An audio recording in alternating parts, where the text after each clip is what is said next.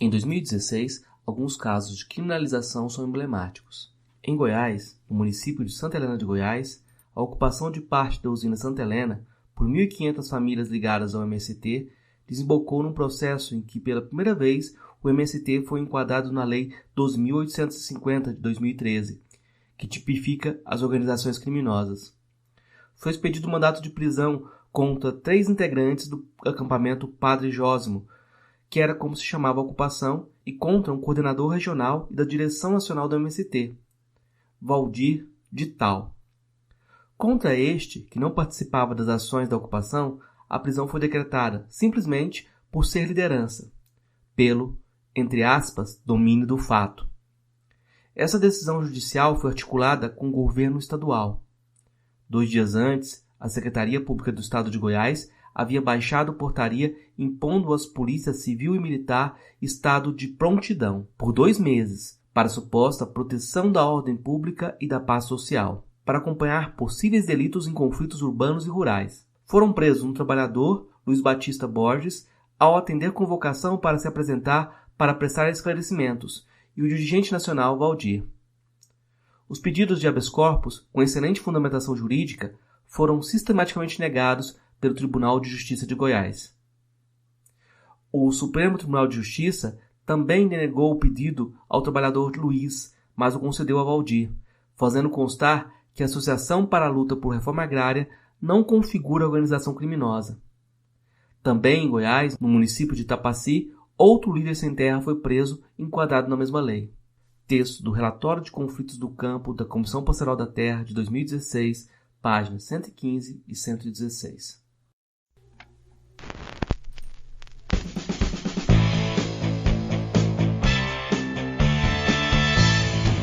Olá, meu nome é Marcos Carvalho Lopes e esse é o podcast Filosofia Pop. Esse é o nosso episódio número 154 e recebemos Valdir Minerovski para uma conversa sobre o MST. Valdir do MST, como é conhecido, é militante social, camponês, assentado da reforma agrária, bacharel, licenciado e mestre em geografia. Sua militância sindical começou no Departamento Rural da Central Única dos Trabalhadores, ainda na década de 90. Valdir entrou para o MST no Rio Grande do Sul, onde nasceu. Alguns anos depois, em 1995, ele foi para o Mato Grosso para ajudar na construção do MST no estado, e 4 anos depois mudou-se para Goiás, onde permanece até hoje. Valdir ficou em 2016 preso por 144 dias, no primeiro caso em que a lei que criminalizou organizações terroristas foi utilizada contra dirigentes de movimentos sociais. A prisão de Valdir é um prenúncio do pior cenário de sombras que se agigantam como uma nuvem de gafanhotos no Cerrado, no Brasil. As palavras de Valdir são para esperançar no combate dessa praga. Na abertura do episódio, você ouviu um trecho do relatório de Conflitos do Campo da Comissão Pastoral da Terra de 2016. Antes da entrevista, você vai ouvir uma carta que Valdir escreveu durante o período em que esteve preso. O Filosofia Pop é um podcast que aborda a filosofia como parte da cultura. A cada 15 dias, sempre às segundas-feiras, a gente vai estar aqui para continuar essa conversa com vocês. Intercalando com nossos episódios normais, de quando em quando, vamos apresentar episódios de entrevistas temáticas especiais. Você pode encontrar mais textos e informações no site filosofiapop.com.br. Temos página no Facebook, Instagram, perfil no Twitter e canal no YouTube. Nosso e-mail é contato@filosofiapop.com.br. Se gosta do conteúdo do podcast, apoie nossa campanha de financiamento coletivo no Catarse. O endereço é catarse.me/filosofia_pop. A contribuição mínima que pedimos é de R$5 mensais. Se não pode contribuir, ajude divulgando, comentando, indicando para amigos. Precisamos dessa força. Vamos então para a nossa conversa com o Valdir do MST sobre o MST.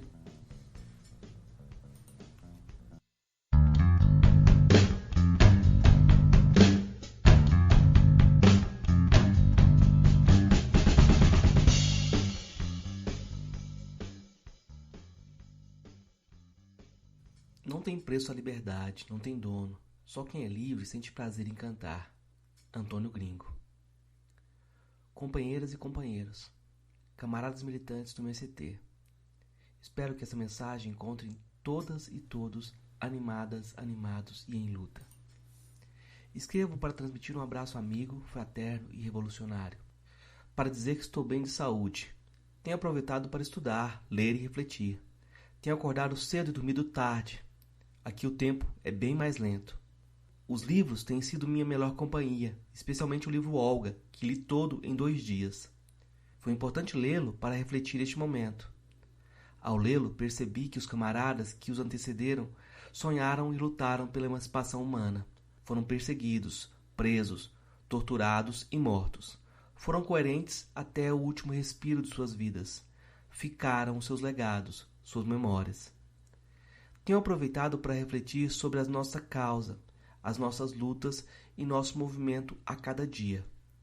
Reafirmo a convicção da justeza da nossa causa, da necessidade de fortalecer o nosso movimento, de estimular a criatividade nas formas de luta e de organização.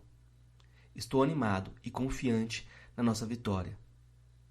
A cada notícia que recebo sobre as lutas, o trabalho de base das próximas lutas, vibro de alegria e esperança. Confio em cada um de vocês, na ousadia, na criatividade e no espírito de sacrifício que cada um está fazendo pela nossa causa.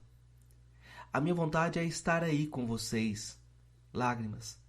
Sei que cada um de vocês se sente, em parte, presos, injustiçados. Quando cheguei no complexo prisional, os agentes me aguardavam e quando me aproximei disseram: "Você é o preso do MST?" Ou seja, não me chamaram pelo nome. Não sou eu, nem o companheiro Luiz, mas a nossa organização. Vou terminando com alguns pedidos. Não desanimem. As nossas liberdades dependem de vocês continuarem a luta. Fortaleçam o trabalho de base, pois a nossa força depende do número de pessoas organizadas. Lutem. A nossa melhor resposta para a burguesia, para o Estado burguês e para o latifúndio é fazer lutas massivas. Não é momento de recuar. É momento de mostrar a nossa força, ousadia e criatividade. Não se percam e nem percam tempo com coisas pequenas, piconhagens. A nossa missão é ajudar a mudar o mundo numa perspectiva socialista. Estudem, encontrem um tempo para a leitura a cada dia, pois somente com conhecimento podemos fazer melhor a nossa luta. Por onde passarem, digam para nossa base que não desistam dos acampamentos, não desistam da luta, não percam a esperança na nossa organização e nas mobilizações que conduzem às conquistas. Por fim, quero reafirmar a nossa confiança em vocês. Reafirmo as minhas convicções na causa. Tenho certeza que quando meu corpo estiver livre, estarei mais preparado e com maior disposição de lutar. Forte e fraterno abraço, Valdir. Complexo Prisional Aparecida de Goiânia, 12 de junho de 2016.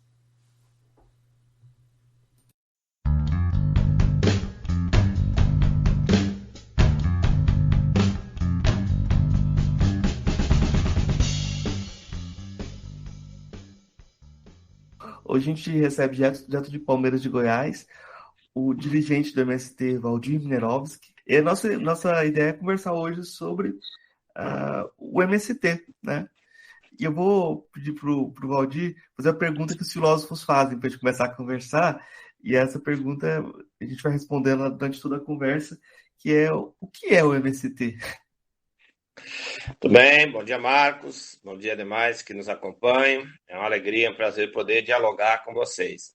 Vou tentar explicar rapidamente, de uma forma didática, esse movimento que é tão polêmico, amado e odiado. Então, vamos lá. Veja, nós enfrentamos alguns dilemas desde o princípio. Um deles foi existir ou não existir. Esse foi um dilema posto na década de 80, início da década de 80, quando houve a retomada da luta pela terra no Brasil, vários lugares do Brasil, muitos conflitos envolvendo a questão da disputa da terra, muitas famílias expulsas por construções de grandes hidrelétricas pelo Brasil lá fora. Também tinha o movimento dos povos indígenas que tinham suas terras ocupadas por agricultores. Eles fizeram um movimento de retirada dessas pessoas que não pertenciam a seu povo. Então, foi criando um clima muito de retomada, de muitos focos da luta pela terra no Brasil. Isso no início da década de 80. No princípio, quando houve essas lutas, a igreja assumiu a tarefa de um apoio, de dar um suporte, um apoio a essas lutas que haviam. E aí nasce a Comissão Pastoral da Terra, CPT, que tinha essa tarefa de animar, de apoiar, de dar um suporte mínimo. Em 82, teve um encontro em Goiânia, no Centro Pastoral Dom Fernando, com lideranças desses conflitos, agentes da CPT e pesquisadores da causa, professores, pesquisadores. E veio em pauta essa questão. Se havia ou não a necessidade de criar um movimento que organizasse a luta pela terra, ou se essas lutas continuavam sendo organizadas ou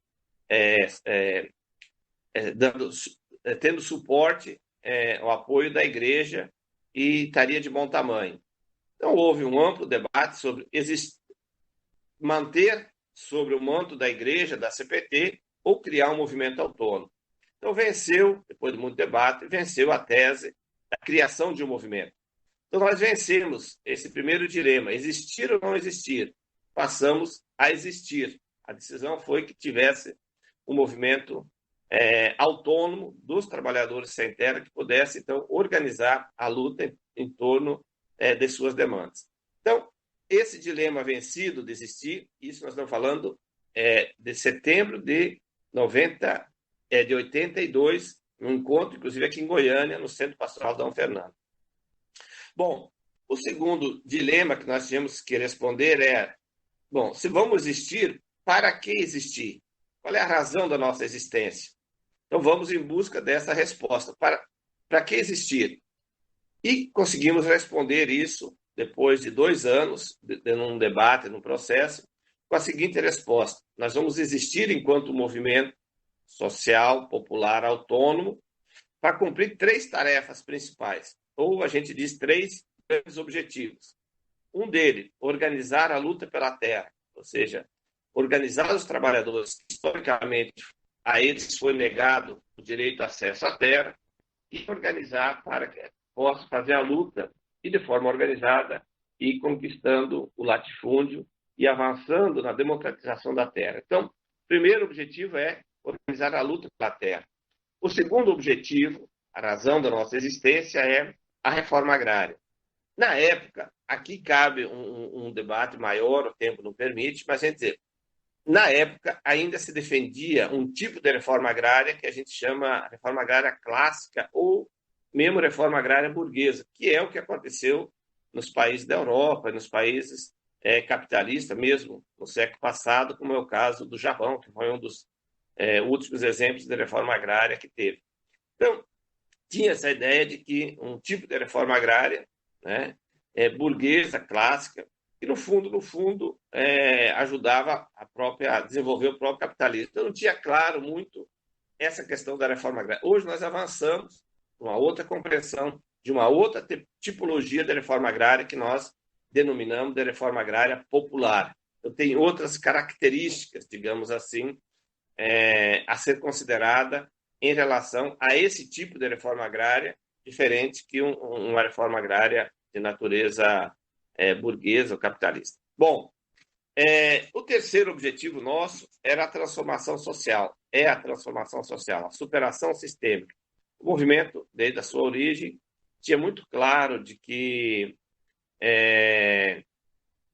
esse sistema, esse modo de produção capitalista, não trará solução para a classe trabalhadora, nem do campo, nem da cidade. Nós não advogamos daquela ideia de que nós precisamos, que é possível humanizar ou melhorar o capitalismo. Nós somos da pegada que é necessário reorganizar a sociedade, reorganizar o processo de produção e distribuição da produção. Então, ou seja, é outra sociedade com outras bases. Então, veja, nós respondemos esse segundo dilema. Então, primeiro, existir ou não existir? Então, resolvemos isso, existir. Segundo, para que existir? Existir para cumprir essas 3 tarefas: a luta pela terra, luta por reforma agrária e lutar pela transformação social. Bom, o terceiro dilema que nós tivemos que responder, a pergunta então, como nos organizar para cumprir essas tarefas? Então, nós vamos nos organizando. Então, o MST ele vai buscar no aprendizado histórico as formas organizativas das lutas sociais, dos movimentos sociais, e nós inauguramos uma nova etapa na forma de organização dos movimentos, que muitos chamam de movimentos de novo tipo, que são movimentos que têm característica de autonomia, né? E ele é autônomo, ou seja, não é uma corrente de transmissão de um partido, de um agrupamento, ele tem autonomia na sua forma de organização e decisão, e ele combina 3 caráteres. Dificilmente a gente vai encontrar isso, né? Agora, nos tempos atuais, os movimentos estão se organizando mais ou menos nessa estrutura. Mas, na época, foi a novidade, porque nós conseguimos combinar o caráter de natureza sindical, que nós somos um movimento de reivindicação sindical, quando a gente luta por terra, por casa, por crédito, é uma reivindicação econômica, portanto, é de característica sindical, porque é uma luta econômica, que é o que o movimento sindical faz, sempre em defesa de salário e etc. E tal. Então, ele tem essa natureza sindical, mas ele tem uma outra característica, que é a característica popular. No movimento do MST, cabe todo mundo. Cabe homem, cabe mulher, cabe jovem, crianças, ancião, ou seja, tem espaço para todo mundo. E o movimento nunca pergunta nem a sua crença religiosa, se tem, se não tem, se precisa ter, se tem filiação partidária, de que partido, e também a opção sexual. Bom, isso não nos interessa, né? O que interessa é que as pessoas participem do movimento, tenham espaço e cumprem a tarefa que é de fazer a luta, de organizar, enfim, siga os princípios que nós nos orientamos. Bem, então, tem essa característica popular. O movimento é um movimento popular porque abarca todo mundo que queira contribuir com essa luta. E a terceira característica nossa, ela é política. Nós temos uma característica política porque quando nós pautamos a superação sistêmica, ou seja, a mudança no modo de produção, nós estamos apontando numa perspectiva de mudança da forma de organização da produção e da distribuição. Então, com outras bases, outra sociedade. Então, nós somos esse movimento de caráter sindical, popular e também político. Então, tudo isso e tem uma forma organizativa horizontalizada. A nossa estrutura organizativa não é uma estrutura vertical, como até então se costumava ter. A gente buscou um outro jeito de organizar, onde as pessoas, o movimento, nós não temos presidente, né? Nós não temos secretário-geral, nós temos colegiado, tudo funciona no movimento por colegiados. Direção nacional, tem umas 80 pessoas que compõem a direção, as direções estaduais, cada estado, com a sua realidade, geralmente tem 20, 30, 40, 50 pessoas que compõem. Nós somos organizados por setores, então cada setor também tem os coletivos. Então, tudo funciona de uma forma descentralizada. E essa estrutura também, ela é de baixo para cima, ela vem de baixo, nos núcleos de base, das coordenações locais, coordenação estadual.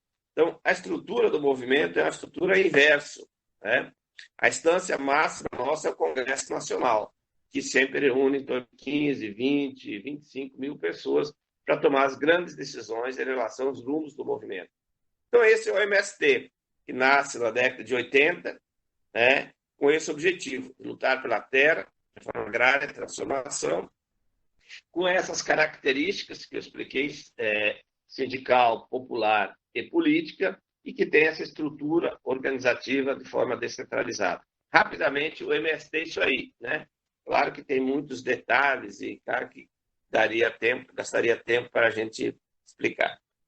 Eu acho que não tem como fugir de uma pergunta complementar, assim, porque o MST é um movimento histórico que responde aos dilemas da história do Brasil, dilemas do modo de distribuição de terra e do modo de apropriação do território, de exclusão.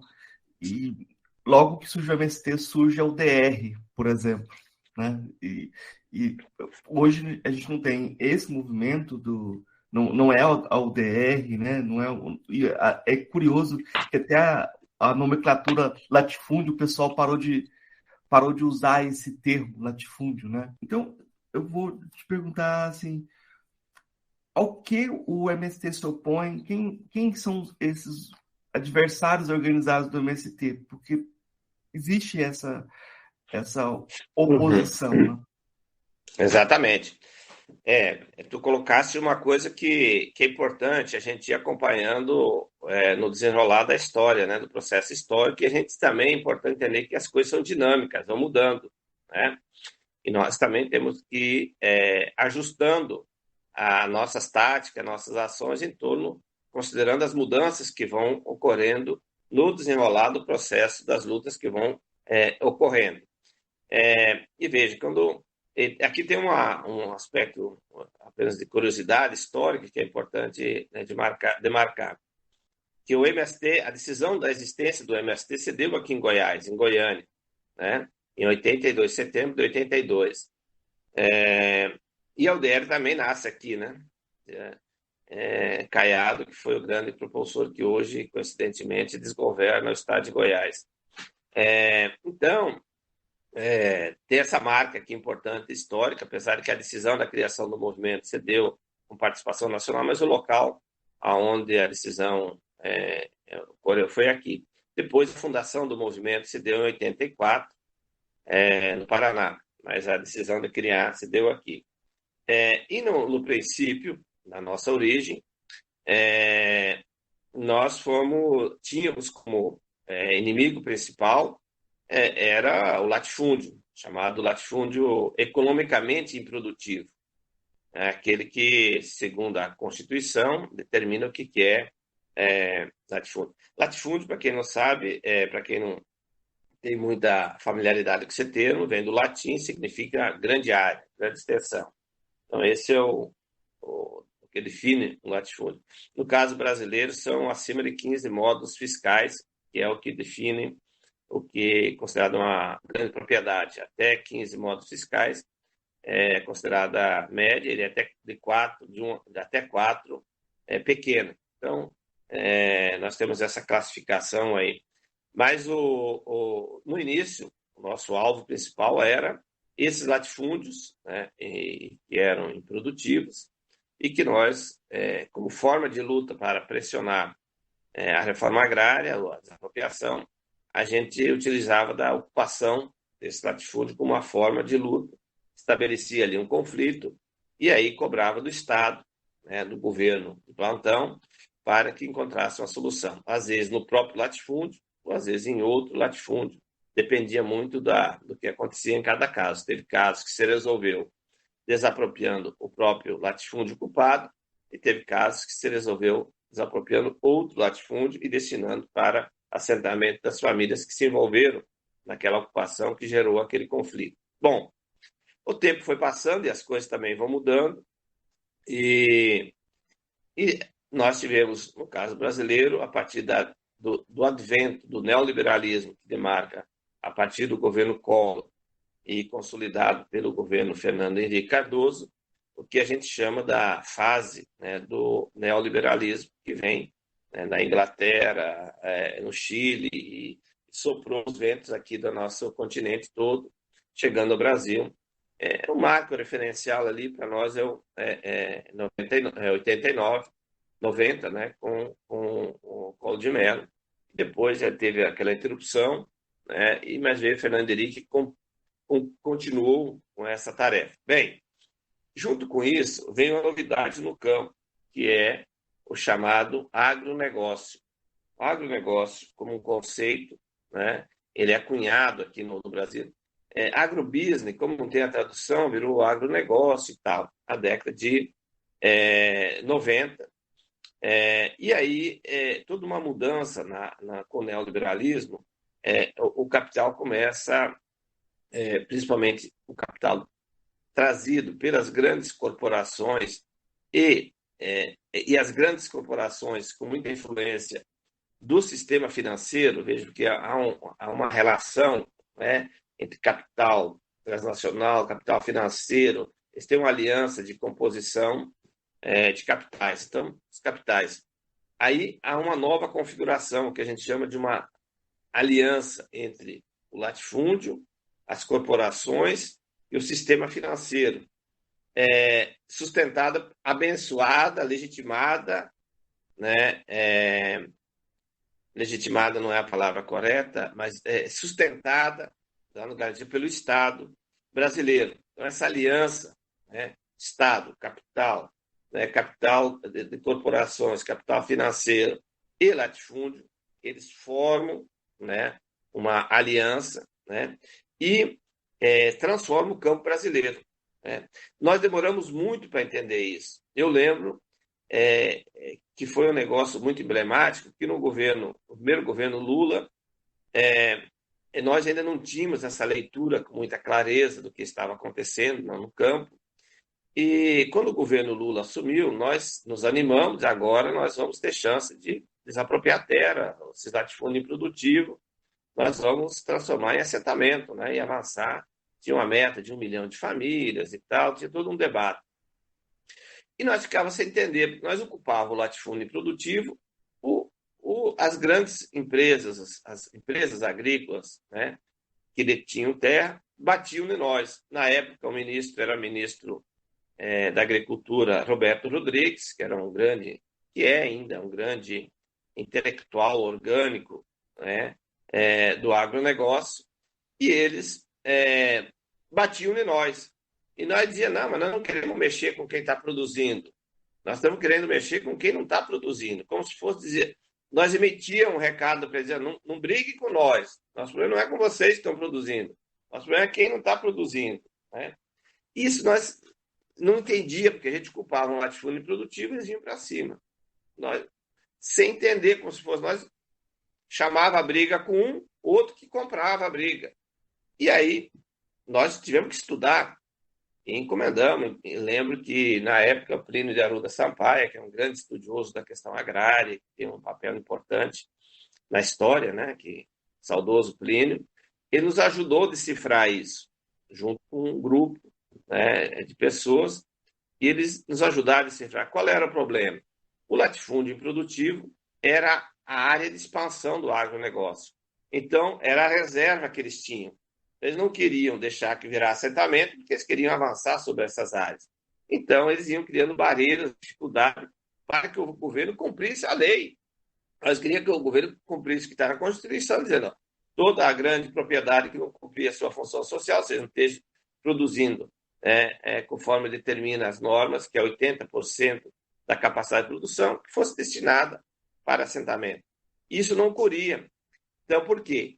O agronegócio, já consolidando nessas áreas tidas como economicamente produtiva, né? Eu falo economicamente, Marcos, produtiva, porque é importante, os termos são importantes para entender as coisas.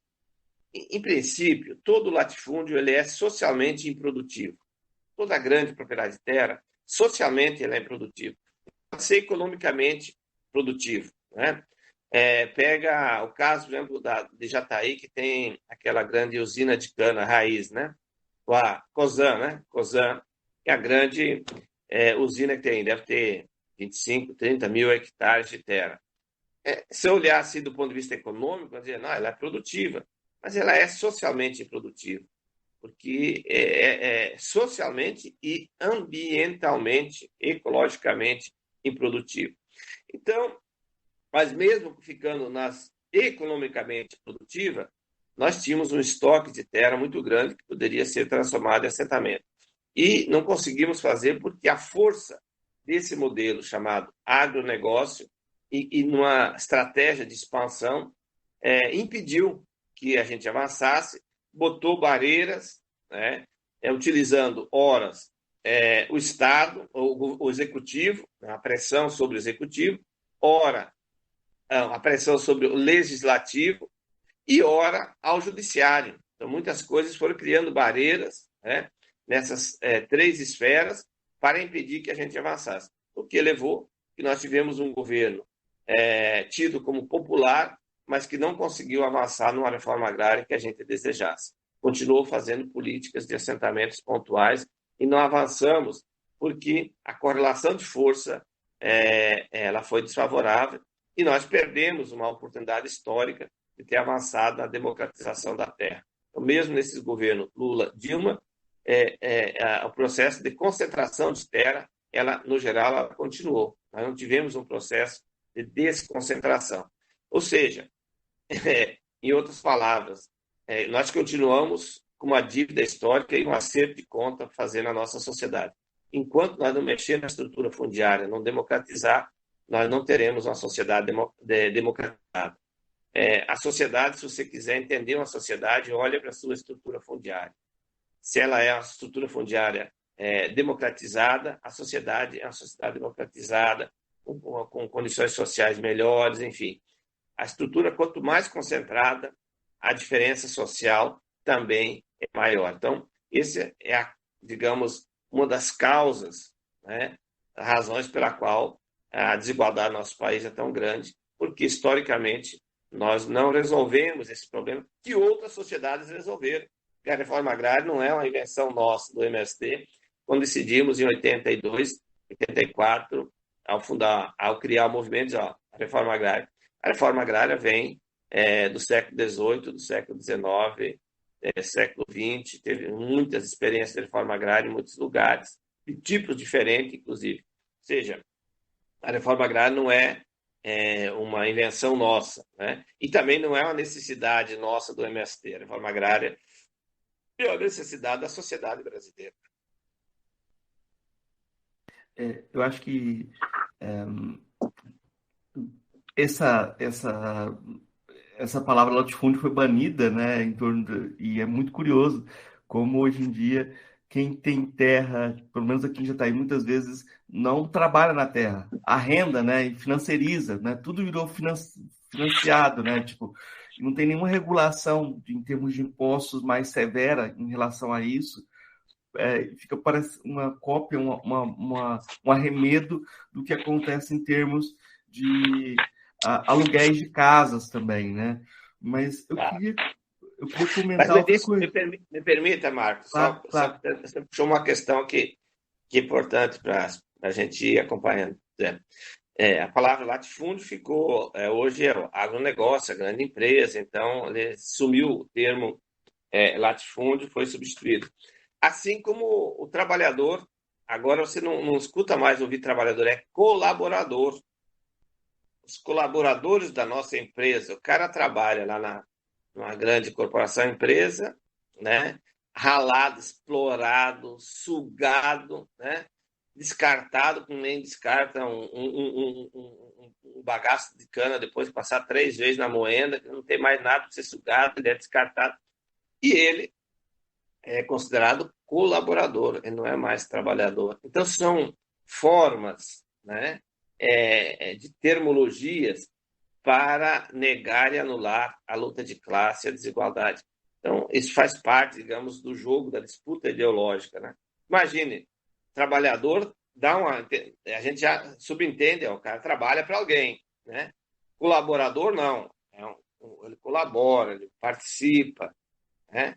Então, são coisas que vão sendo alteradas, né? No determinado ponto, e cabe a gente ficar atento para ver como é que estabelece um discurso, né? E desconstrói, desmistifica isso e traz para a realidade. O cara é trabalhador, é explorado, né? O latifúndio, ele muda para uma empresa, mas ele continua latifúndio, continua causando males a toda a sociedade. O latifúndio é um mal, é uma praga, né? Que enquanto não for a doença, enquanto ele não for banido, é essa chaga que nós temos social que tem como consequência a origem e a constituição do latifúndio. Né? Mas ver como é que as coisas, a gente tem que ficar atento a esse discurso do capital, como eles vão fazer. Agora, até o agronegócio fala em sustentabilidade, em não sei o quê. Então, os caras destroem tudo, envenenam o solo, destrói a vegetação, destrói o solo, contamina as águas, tal. Aí vai lá dizer que é sustentabilidade. Às vezes até chega a plantar, destrói uma floresta inteira, né? Planta 3 pés de árvore, né, num determinado lugar e diz, estamos aqui, a responsabilidade ambiental, não sei o quê. Então, veja que nós temos que estar muito atentos para não cair nesses engodos, nesses discursos que vão tornando mais suave o que é terrível, né, para a sociedade, mas vão tornando, né, uma coisa mais palatável, mais suave, mas vão levando o seu projeto em diante e destruindo tudo e todos. Quando você muda esse vocabulário, você tenta forçar o individualismo cada vez maior e colocando a responsabilidade no próprio É, trabalhador. é. Mas eu queria colocar. O neoliberalismo é isso. O Sim, cara é culpado pelo seu próprio fracasso. O fracasso é culpa dele. O cara se deu bem, ele se culpa. Olha, porque aí todo um incentivo para a meritocracia, para o empreendedorismo. E se eu, né, não conseguir me inserir, bom, aí a depressão, eu vou ter que não sei o quê. Tudo isso, o sistema é tão bruto, tão cruel, que ele nos culpa da culpa que não é nossa, né? E sim. nos faz culpado de uma coisa que nós não somos responsáveis e culpados. Enfim, faz Ah, parte do jogo. aqui em Goiás, a gente tem uma coisa que eu acho interessante de comentar e estrutural, porque geralmente o pessoal fala do latifúndio, fala da monocultura, mas a terra aqui, ela teve uma revolução a partir da década de 60, né? Antes não era a mesma coisa que agora, porque você não tinha essa monocultura de exportação e o valor da terra era bem menor também. Então, é, você tem um sistema em que muitas vezes o trabalho escravo foi camuflado na ideia de pessoas que estavam sentadas trabalhando para alguém e deviam gratidão para alguém, né? Porque Né? vinha da mineração, né? Vinha na mineração, você não conseguia controlar o escravizado. Então você muitas vezes alforriava e mantinha sistemas de gratidão. E é muito curioso como essa palavra tem sido mobilizada para manter hierarquias também. Eu acho que é um termo bem curioso, né? Porque a gente está falando em termos de gratidão, de graça, a gente está vendo o que é que a graça promove aqui no Brasil. Mas eu vou te perguntar agora, vou puxar para outro lado, que é para a gente pensar como essa mudança estrutural se reflete na forma como o MST tem produzido, né? Como o MST tem produzido alimentos e é, como isso às vezes é ocultado, a maioria das pessoas não sabe, né? Eu queria que você falasse um pouco sobre isso. Uhum. Eu acho, Marcos, que você levantou uma questão que é muito importante refletirmos sobre algumas preocupações. Você levantou um período histórico que marca a história da agricultura brasileira e do Centro-Oeste, que é a partir da década de 60, aqui no Centro-Oeste, a partir de 70, com mais força, que é a chamada Revolução Verde, né? Aquele pacote pós-Segunda Guerra Mundial, em que introduziu-se o processo de quimificação, da questão da alteração genética da semente, dos adubos químicos sintéticos e dos venenos, que eram resíduos que tinham sobrado na Segunda Guerra Mundial, que foram adaptados para uso na agricultura. Então, os venenos vêm da guerra, né? E vem todo esse pacote. E aí, nós tivemos um processo muito forte aqui em Goiás, com a ciência, a pesquisa, né? Que permitiu desenvolver produções e técnica para poder consolidar o latifúndio, né, e fazer o processo que alguns chamam de modernização conservadora ou dolorosa. Nós temos dois conceitos aqui. Tem a modernização, porque ele modernizou do ponto de vista da técnica, mas ela conservou a estrutura fundiária, né? Então, por isso que é chamada de modernização conservadora, ele conservou o latifúndio. Ou outros chamam de dolorosa, porque ele causou muitos problemas, porque expulsou muita gente, né? O processo migratório do Brasil foi muito grande por conta dessa situação, porque as máquinas vieram e foram substituindo as pessoas. Aquela relação que você falou da estrutura fundiária, que é da relação do compadrio, de morar junto, do patrão comer junto com os trabalhadores, ser padrinho de casamento, dos afilhados, batizado, não sei o quê, aquela relação toda, com essa fase da modernização da agricultura, acabou, porque aí o patrão não queria saber, né? Ele olhava, né, entre o trator e o compadre, ó, compadre, sai fora que aqui vai chegar a máquina, né? Dá licença. Então, e com isso tudo veio todo esse pacote e processo crescente de destruição do cerrado. Quem não lembra das imagens dos correntão, né, dos dois tratores, e o correntão derrubando o cerrado para dar lugar à monocultura da soja, da cana, né, mesmo da pecuária, que se instalou. Isso é muito grave, viu? Porque eu estava vendo ontem um estudo, né, um estudo internacional que está sendo feito, justamente que marca esse período da introdução desse pacote na agricultura no planeta, e ela já comprometeu 40% dos solos agricultáveis. Veja a gravidade, vou repetir: 40% dos solos agricultáveis do planeta foram comprometidos, segundo estudos que eu li ontem, uma matéria, uma pesquisa internacional, que é consequência desse modelo, né, de agricultura que foi imposta. Isso é grave demais, porque é muito pouco tempo para muita destruição. Então, nós estamos perdendo a nossa biodiversidade, solo, água. E aí, como é que vão fazer?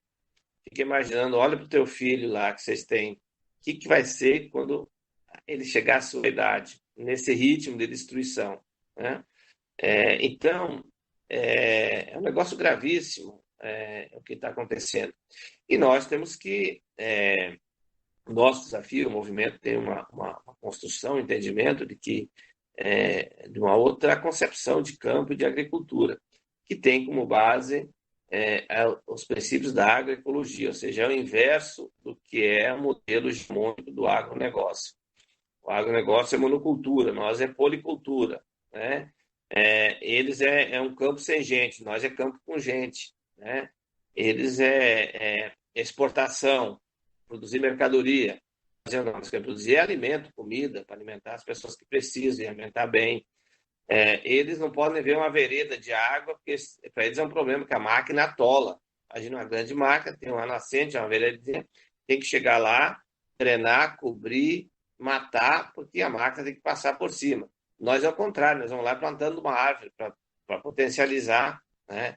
Por isso nós estamos com uma campanha de plantio de 100 milhões de mudas de árvore em 10 anos. Já plantamos 2,5 milhões em 2 anos. Ou seja, eles tudo uma lógica de tirar e nós de acrescentar na natureza, de cuidar. Porque nós temos que ter uma responsabilidade geracional, ética. Nós não podemos destruir as condições da nossa existência, porque se nós continuar nessa pegada lógica, e tudo pelo lucro, então está razão de ser, para acumular riqueza, nós vamos destruir as condições da nossa existência nesse planeta. Então, o movimento tem uma elaboração sobre, tem uma prática, né? Como se fosse uma prática para a gente ir ao contraponto, para que, ao mesmo tempo que a gente denuncia, combate esse modelo que a gente chama de modelo da morte, né? De todas as formas de vida, ao mesmo tempo a gente vai construindo um outro projeto, né, que tem a vida, todas as formas de vida como questão central nesse projeto. Então, são concepções totalmente antagônicas.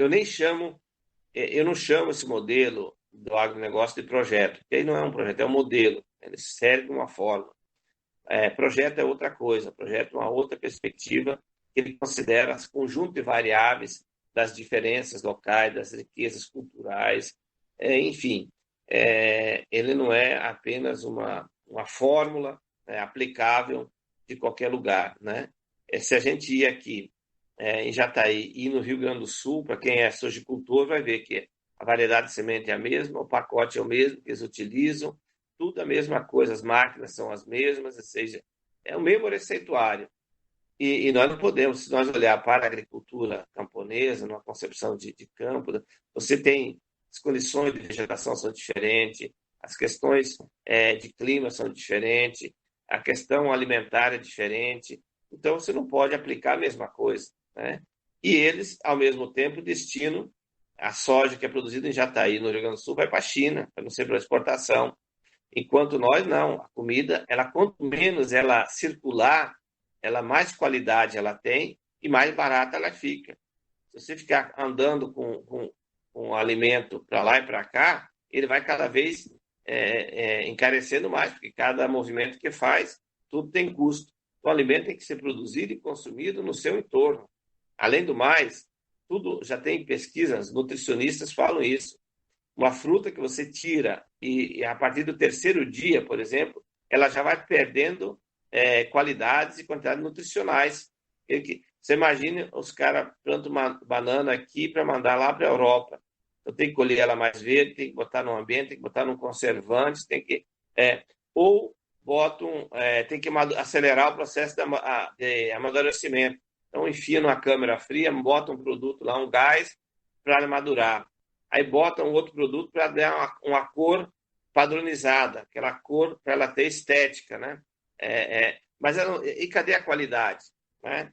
Então, nós temos um problema sério com isso. Né? Alimento é um ato, a gente diz, alimentar-se é um ato político, é uma escolha, projeto que está relacionado, é uma concepção de sociedade de campo que a gente quer. Né? Então, o movimento tem apostado muito nessa pegada, né, dos alimentos, para mostrar que é possível produzir em quantidade e qualidade alimentos que nos alimentam, desconstruir aquele mito de que alimento saudável é caro e é para poucos, nós temos que escolher entre não comer e comer alimento envenenado. Olha que absurdo, que hoje o discurso deles se não botar veneno, não produz, então tem que não produzir, não tem comida, então as pessoas vão morrer de fome, então melhor morrer de câncer, né, que gasta mais tempo, né, e aí alimenta a indústria farmacêutica, né, porque aí quanto mais doente, mais a indústria dos químicos, dos remédios, das farmácias, né, dos hospitais ganha dinheiro, né? Então, essa é a lógica, adoecer as pessoas para depois vender um produto, quem tem dinheiro, né, poder comprar, quem não tem se lasca, e quantas vidas nós estamos perdendo. Pasme vocês, um outro dado que me está impressionando muito, tem chamado a atenção, um estudo que saiu essa semana, de que a cada 2 dias morre um trabalhador consequência do veneno, da aplicação do veneno, pela manipulação. Nós estamos acompanhando um caso em Goiás, de semana passada, de um trabalhador jovem que morreu vítima do envenenamento quando foi fazer a manipulação, trabalhava numa grande fazenda, se intoxicou, morreu, deixou 2 filhos. Nós estamos assistindo esse caso, acompanhando, estamos, inclusive, denunciando. Ou seja, as pessoas estão morrendo e são descartadas. É peão, é trabalhador. Hoje a fazenda contratou outro, tem outro lá fazendo o serviço do cara. Só que olha a consequência. Ficou uma mulher, uma família, né, com 2 filhos, e agora nós estamos fazendo arrecadação de alimento para ajudar a cuidar das famílias. Mas isso é grave. Você estava falando da questão do veneno de uma família que tá Certo. em Goiás, que está numa situação difícil, com a morte na família por conta de veneno. Eu acho que eu queria conectar essa questão com uma questão que hoje, a gente está gravando hoje na quarta-feira, e a notícia de que 25 Yanomamis sumiram lá em Roraima depois de denunciar a morte de uma criança, um estupro de uma criança. Depois a comunidade inteira desapareceu. E eu queria conectar essa luta dos sem terras com a luta por modos de vida de resistência, modos de vida diferentes. E eu acho que aí a internacionalização do movimento é uma coisa muito séria, porque eu queria que você comentasse um pouco dessa conexão que vocês têm com movimentos indígenas, indígenas no sentido mais amplo, daqueles que vivem na terra, né? Porque eu estou pensando no contrapelo do que você disse. A soja é o universal, e então eles veem o cerrado, veem a savana, e veem a Austrália como se fosse a mesma coisa. Eles querem ir lá plantar soja pró-cerrado, pró-savana. Queria que você comentasse um pouco dessa internacionalização, essa conexão dos movimentos, porque a gente tem uma disputa de formas de vida, na verdade. Talvez nem de formas de vida, mas de vida mesmo, contra a morte. Pois é, Marcos, eu acho que esse período que nós estamos passando, eles vão ficar marcados na nossa história. Eu fico imaginando as próximas 3, 4, 5 gerações para frente, quando elas forem estudar a história e tiver acesso às informações, né, da história não só contada pela lógica dos vencedores, né, mas pelos que resistiram, né, e esse período histórico provavelmente será marcado com um período marcante, né, ele vai se diferenciar, porque nós estamos vivendo um momento, uma combinação de muitos problemas. Primeiro que nós estamos assim vivendo um momento de uma crise estrutural sistêmica muito grave. O capitalismo está em grave crise. E não só aqui no Brasil, mas no planeta todo. Então, há uma crise sistêmica gravíssima.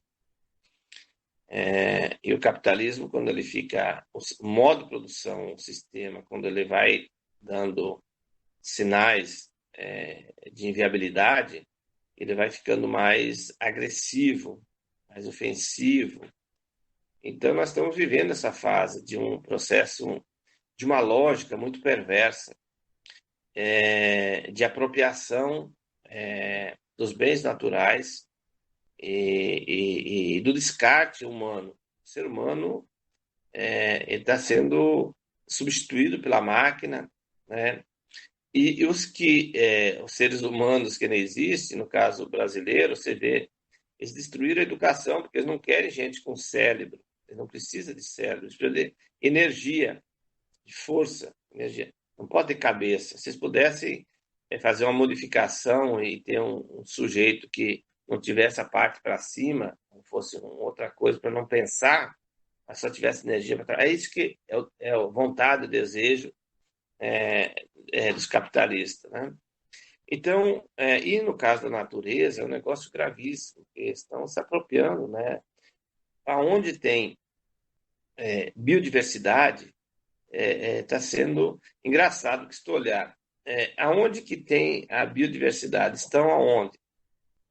Onde sobrou refúgio para os povos indígenas, né?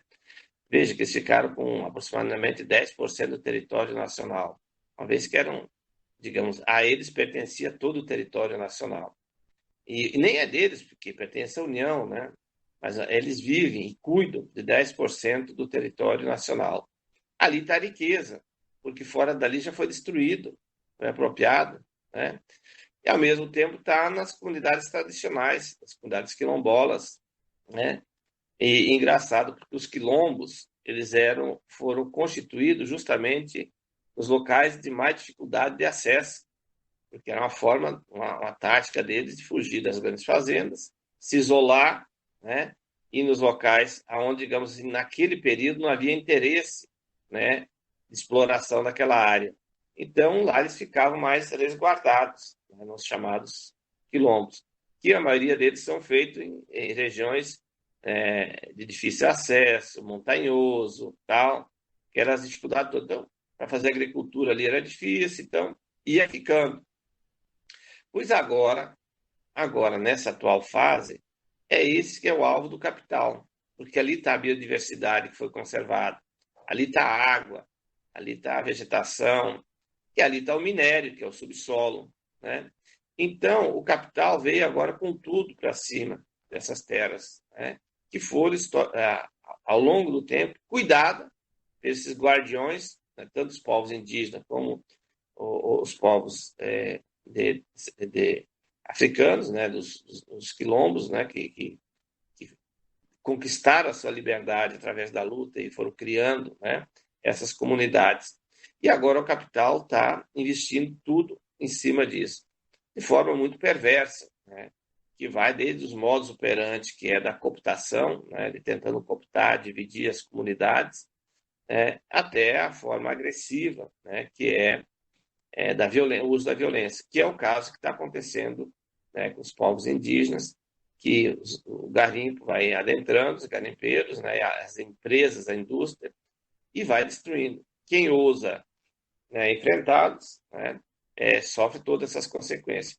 Tanto é que, se olhar os últimos conflitos por terra no Brasil, dos dados da CPT, que é o caderno de conflitos, e esse ano já divulgaram, e o maior número de assassinatos estão nessas comunidades indígenas e quilombolas, ou seja, hoje que o capital está avançando. É, eu diria assim, tem novidade? Não. É novidade? Não, o sistema capitalista sempre foi assim. A lógica dele sempre foi de apropriação. Mas qual é o detalhe que é importante a gente ficar atento? É na velocidade que as coisas acontecem. Hoje a velocidade é muito maior. Você imagina, eu sempre dou um exemplo, que Goiás, como também se tornou uma região de exploração do ouro, que até hoje prevalece, o ouro saía das regiões aí de Crixás, Goiás, aquela região toda, ele ia no lombo de animais para o Rio de Janeiro. Você imagina uma viagem em lombo de animal, o ouro. E o que podia acontecer nesse percurso? Imagina quantas cargas não chegou ao seu destino, né? Mas ele ia em lombo de animais, não tenho nem ideia, mas provavelmente ia mais de mês de fazer uma viagem num percurso desse. Pois bem, mas era explorado ouro, explorado e destinado para exportação. Hoje tem umas mineradoras que tem ali naquela região de Crixás, eles tiram ouro de helicóptero. Então, todo dia um helicóptero desce, recolhe aquilo que foi extraído, produzido, extraído e processado, e de lá ele sai de helicóptero, vai para um avião e vai. Veja a velocidade das coisas, né? Ou seja, o mineral é o mesmo, mas o ritmo, a velocidade na exploração é muito. Isso na agricultura está acontecendo a mesma coisa, né? Nessa lógica da ganância, então tem que produzir tudo mais em menos tempo. Então encurtou todos os ciclos. A planta que levava 4 meses, ela tem que produzir agora em 2. Né? Um frango que 4, 5 meses para ficar pronto de abate, agora tem que ter em 28 dias, né? Para ficar pronto. Então, veja, é uma lógica muito perversa, num ritmo muito acelerado das coisas que vão destruindo. Então, é preocupante, né? E no caso indígena, é gravíssimo. Eu sempre falo, dou um exemplo, eu estou na militância do movimento desde o período Collor. Eu iniciei minha militância na década de 90, no início do governo Collor. Então, foi períodos difíceis que nós enfrentamos. Depois perpassamos por governo Itamar, governo Fernando Henrique 1 e 2, Lula em 1 e 2, Dilma 1,5. Né? Eu estou nessa militância nesse período todo. Mas mesmo no governo Collor, que foi um governo difícil, mas houve desapropriação de terra, houve tinha um espaço mínimo, tinha coisas que a gente tinha algumas ações, tinha algumas proteções que não eram assim, era do ponto tinha um embate político, mas na prática o Estado tinha um conjunto de ações que davam certas garantias para os povos, para os cidadãos. Hoje nós estamos vendo a pior fase da história. Esse governo que aí está não sai desapropriação, não sai demarcação de terra, não sai nada. E o contrário, é a história de liberar a boiada, passar a boiada, né? Tudo que ruim para os trabalhadores, para os povos, para os originários está acontecendo, né? Então, nós estamos vendo o pior período da nossa história. A nossa sorte e salvação é que está acabando, mas olha, nós vamos sair dessa, né? Só que também, com esse período todo, essa ofensiva que nós estamos vivendo, ela vai marcar um tempo também do que a gente chama nós chamamos de movimento de resistência ativa, ou seja, nós estamos resistindo em ação. E nessa resistência ativa, a gente está criando muita coisa bacana, a gente vai percebendo que nós não podemos ficar refém de Estado, de governo. Tem muita coisa que nós precisamos de Estado, precisamos de governo, isso é importante, mas nós precisamos de criar estruturas de base, iniciativas, no sentido de a gente fortalecer as bases para que esse tipo de situações a gente não viva mais. E aí, nesse sentido, a organização de base, de coletivos e de iniciativas locais, elas são fundamentais, porque é aí que você vai criando raízes, enraizando outras formas de viver e conviver. Eu queria que você comentasse dois aspectos dessas mudanças que acontecem no movimento, que são muito importantes, que é a questão do MST entrar na Bolsa de Valores. Esse é um aspecto que gerou uma polêmica, mas eu acho que é muito interessante para mostrar como as coisas se modificam, e da própria inserção no jogo político agora nessa eleição, né? Porque você é candidato nessa eleição, então é uma mudança também importante. Uhum. Então, pois é, essas mudanças que vão acontecendo, esse posicionamento, elas sempre são fruto de uma leitura, né, que a gente faz. Ele nunca é desejo individual do indivíduo, mas ele é resultado de um processo de leitura do contexto que a gente está vivendo. E essa nossa participação no processo eleitoral, na perspectiva de disputar também o institucional, de ocupar espaço no institucional, também é parte de uma leitura do entendimento de que nós precisamos, né, ocupar esses espaços também, porque hoje esses espaços institucionais estão dominados, né? Se olhar o poder judiciário, que é um poder importante, quem são os juízes? Quem são os promotores? E a que classe eles pertencem? Que classe eles defendem? Né? Então, são espaços que nós temos que questionar. Por isso, nós estamos formando advogados populares, para também apostar que nós vamos ter juízes populares, vamos ter desembargadores, ou seja, nós vamos disputando esses espaços no sentido de nós também participar da classe que vem de baixo, trabalhadora, também disputar em pé de igualdade esses espaços que existem. Da mesma forma, o poder legislativo, né? Também tanto local, estadual, nacional. Hoje, a nível nacional, é uma aberração, né? Nós estamos com o pior quadro do Congresso da nossa história, né? Então, não vê uma iniciativa de lei que vai ao encontro de defender causas de interesses populares, de interesse da sociedade. Tudo são interesses de corporações, de grupos, por isso as chamadas bancadas, né? Tudo, as bancadas, né, chamado do boi, da bala, da Bíblia, e eu incluo sempre os bancos, né, junto. Então nós temos o chamado BBBB, né, bancada do boi, que representa o latifúndio, os interesses, né, essa estrutura fundiária, a bancada da arma, ou seja, que são representadas por ideologias e até por representantes que são militares, né, que defendem essa lógica. As igrejas evangélicas, em especial, com a bancada, né, da Bíblia, com defesa do interesse do capital, com a desculpa de bandeiras de costumes e coisas, né, mas no fundo, é legitimar esse sistema. E a bancada dos bancos que financia, né, todas as demais, ou seja, que dá o suporte para viabilizar. Então, nós estamos atentos a esse comportamento, essa realidade, e decidimos participar, disputar esse espaço também.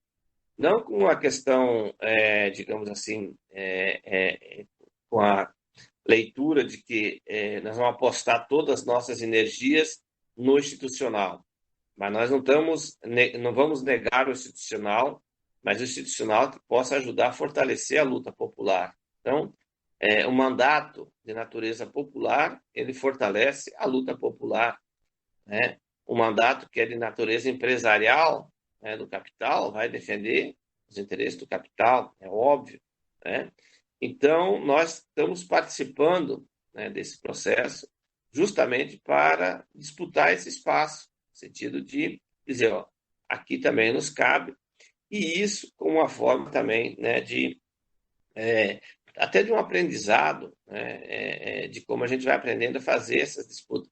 Eu vejo, por exemplo, na trincheira do Poder Judiciário, quando nós começamos a ter advogados populares, nós temos obtido decisões importantes, né? Nós temos formulado teses, tem conseguido conquistar jurisprudências que são importantes, que ajudam a evitar muitas atrocidades, né, do mundo jurídico. Da mesma forma, o poder legislativo, nós podemos ter uma força que podemos sustentar, defender projetos, né, que vai ao encontro de pensar para o bem da sociedade, não para um grupo, para o capital. Então, essa é a nossa aposta, fazer um esforço de eleger o executivo, né? Ter um executivo, um governo federal com essa perspectiva, né? Que possa reparar todos esses problemas causados pelos últimos governos aí, desde o golpe, né? Que foi um governo de retirada de direito. Então, que a gente possa ter esse momento de reparar isso, né? E poder, então, construir outras bases, né?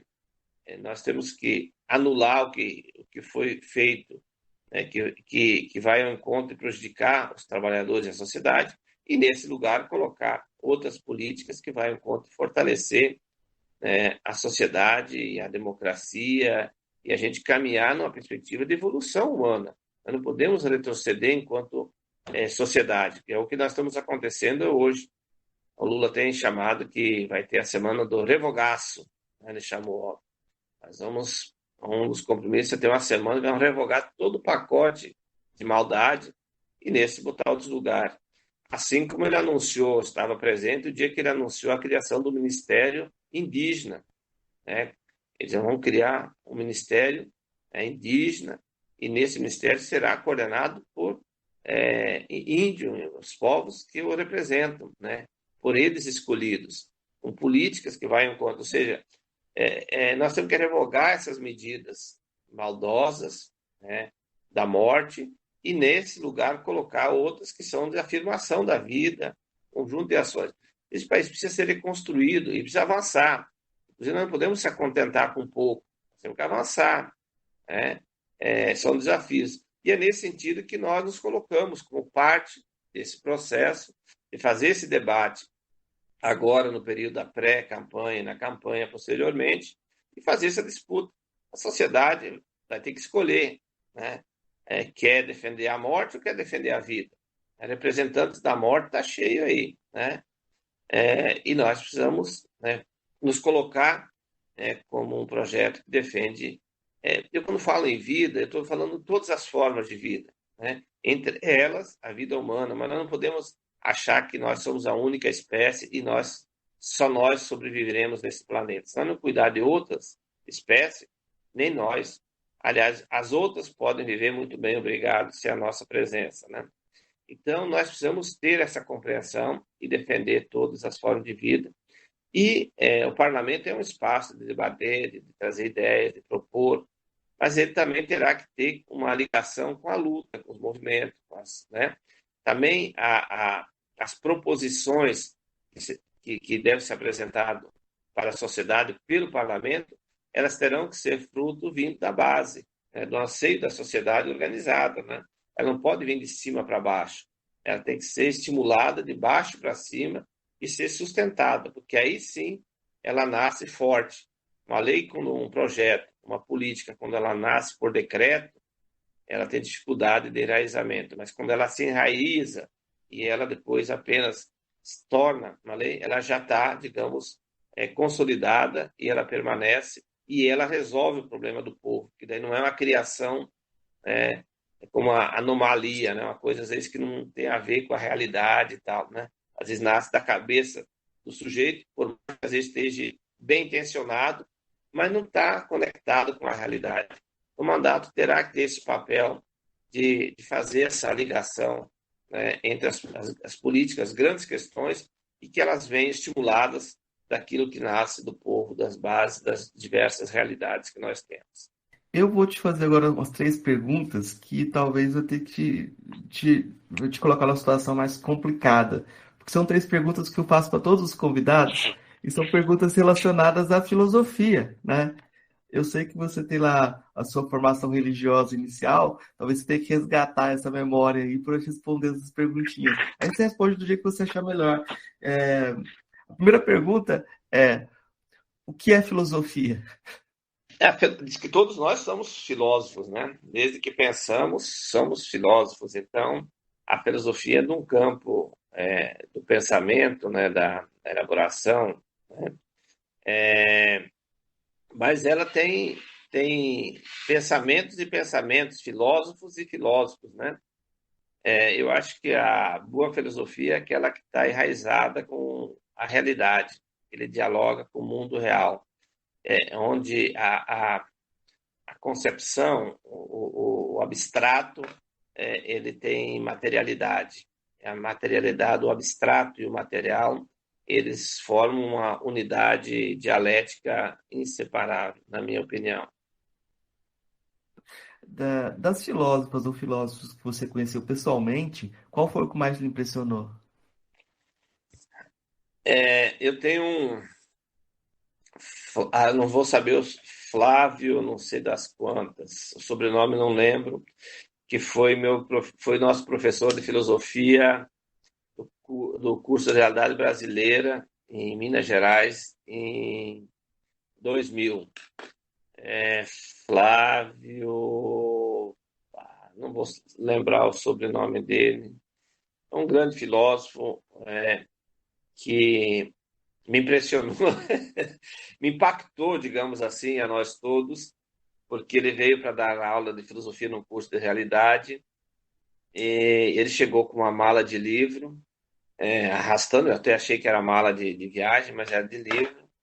Ele chegou e foi tirando os livros, uma montanha de livros sobre a mesa, e começou criando uma polêmica. E a polêmica, já assim, é que é muito próprio de filósofo, né? De criar esse impacto, impactar para logo despertar, né? E ele perguntou para alguém de nós o que era aquilo que ele tinha colocado os livros, né? Todo mundo imediatamente respondeu, é uma mesa, né? Ele falou, não, isso não é uma mesa. Aí já começou todos os problemas, né? Bom, como que não é? Não, não é. E aí ele foi depois explicar e foi desenvolver a sua aula, né, o seu curso durante os dias. E aí, isso não é, ela está sendo, né? Ou seja, a ideia, nada é, tudo está sendo, porque tudo está em movimento, tudo se transforma e tal. Então, me chamou muita atenção esse filósofo, porque ele me ajudou muito, inclusive. Eu já tinha participado de muitos cursos de filosofia, mas não tinha essa profundidade de entender o movimento das coisas, ou seja, nada é, tudo está sendo, né? E porque é um movimento permanente de mudança. Eu fiquei te devendo o sobrenome dele, eu vou procurar depois. Mas é importante, porque quando a gente pensa na filosofia no Brasil, a gente não pensa nessa conexão, e esse diálogo é importante. E de todos os filósofos e filósofas que você já teve contato, estou falando dos mortos e tal, qual foi o que mais te impressionou? Qual o seu preferido? Eu tenho, assim, a filosofia, para mim, é uma área do conhecimento que eu muito gosto de estudar, né? Poderia dizer que, para mim, o Marx é um cara muito importante, como um cara que conseguiu organizar essa ideia da filosofia, do pensamento, da economia, né? Que ele foi um grande filósofo, né? Que pensou uma perspectiva de sociedade, né? Gosto também do Gandhi, que foi uma grande liderança que fez essa ideia né? Assim como filósofos das antigas, né, que tiveram papéis importantes, né, na nossa formação aí da história, né, da antiga, né, que eu não sei como é que classifica, eu estou tentando aqui lembrar de um que me marcou muito, agora me fugiu. Estava até hoje lendo os livros aqui, vendo aquele que escreveu O Mundo da Sofia, que é um livro muito bom. Joachim Gardner, Joachim É, Gardner, o Mundo Sofia. Ah, que Mundo bom. Sofia, eu gosto muito, estou relendo ele, né? Agora, porque você entendi que ele vai fazer um diálogo muito importante sobre várias formas de pensamento, né, que tem na sociedade. Eu pedi no final agora indicações, já começou com o Mundo de Sofia, mas eu queria que você indicasse pra gente leitura, filme, música, o que você quiser indicar para as pessoas que estão ouvindo. Eu gosto muito para início, depende da formação, né, que a gente está, mas eu gosto muito do livro para principalmente para militante social, é um livro bom, A Mãe, né? A Mãe tem uma história linda, né? Aquele livro. Eu estou com ele aqui também. Ele que vai contar uma história muito bacana de como é que a mãe assume a causa do filho, né? É uma história muito bonita. Gosto dele. Agora, por último, eu estava lendo O Homem que Amava. Eu li ele na prisão, O Homem que Amava o Cachorro. Também uma história bonita. Indico. Eu estava agora de manhã, deixa eu ver aqui com um livro aqui também muito bacana, que é o Tortarado. É um livro recente. Eu estava revendo ele aqui. Enfim, é, por aí. Poderia até dar outras sugestões, mas assim, rapidamente, esses que me ocorreram. Ah, tá ótimo, já tem sugestões aqui muito interessantes. Então, Valdir, eu vou agradecer você pela entrevista, deixar o espaço aberto para você divulgar o que você quiser divulgar, dar seu recado final para os ouvintes. Eu tenho agradecer a oportunidade desse diálogo que a gente teve. É, eu sempre tenho terminado as minhas falas com a mensagem de esperança, porque apesar de toda essa diversidade que nós estamos vivendo, essa diversidade para a classe trabalhadora do campo, da cidade, eu sou um ser humano muito otimista. Eu acredito na capacidade humana, na força coletiva de transformação. E eu acredito muito de que nós vamos sair dessa e vamos ainda viver dias melhores. Ainda veremos de ver, né, horizontes e deixar bem encaminhado para as próximas gerações, né, para darem continuidade rumo a mudanças estruturais. Eu sou uma pessoa que nunca joguei água no moinho do sistema, ou da reforma. Eu sempre, a minha energia toda, a minha força, a minha militância, sempre é jogada numa perspectiva transformadora, antissistêmica. E eu tenho esperança de que, talvez não no nosso tempo, mas nós vamos deixar pavimentado aí muitas bases que irão contribuir nessa caminhada da perspectiva transformadora. Então, eu sempre falo, e na verdade eu repito uma frase dita por um dirigente nosso, que é João Pedro, que sempre nos chama atenção em momentos difíceis. Ele diz, o militante social, né, ele não tem o direito de perder a esperança. Então a gente tem que esperançar, na palavra de Paulo Freire, né, esperançar no sentido da ação. Sou uma pessoa que acredita. Então, não nos desanimamos, né, e seguimos buscando combinar as lutas gerais, as ações gerais com as particulares. Eu só posso desejar transformação se eu também faço a transformação. Eu não poderia, por exemplo, não poderia desejar um mundo com alimento saudável eu usando veneno. Estaria sendo coerente. Então, se hoje eu não posso desejar um planeta saudável destruindo a vegetação, eu tenho que plantar árvore. Por isso, eu sou um plantador de árvore e quem planta árvore planta esperança, né? Então, eu acredito nisso, estou nessa pegada e acho que nós vamos sair dessa e caminhar uma a outra perspectiva. Então, essa é a minha mensagem assim, de esperança. Eu sei que é difícil para muita gente que às vezes não tem o dinheiro para comprar o gás, que não tem o dinheiro para comprar comida. Eu sei que está cruel, não tem o remédio. A gente nessa hora pode estar sofrendo dores, não tem R$ 2 para ir lá comprar um calmante. É difícil, o momento é difícil, mas nem por isso nós devemos de perder a esperança e caminhar numa outra, porque esse mundo tem jeito, esse país tem jeito, né? Esse país tem condições de todo mundo ter seu lugar, ter suas condições de viver dignamente, né? Então essa é a minha mensagem de esperança e de compromisso. né, de seguir nessa toada aí, independente do resultado eleitoral, eu não estou preocupado com isso, estou apenas cumprindo uma tarefa, né? Eu sei que se ela se viabilizar, ela vai ajudar mais, né? A gente vai conseguir contribuir ainda mais. Se não se viabilizar, seguiremos plantando árvore, fazendo luta e semeando a consciência e a perspectiva transformadora.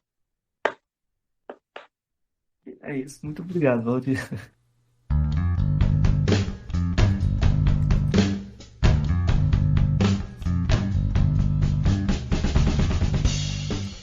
Gente, é só pro recado final. Primeiro, eu quero pedir desculpa para os nossos ouvintes pelas narrações no início do podcast. Não é usual que eu faça isso, mas eu achei que esses textos eram importantes e interessantes.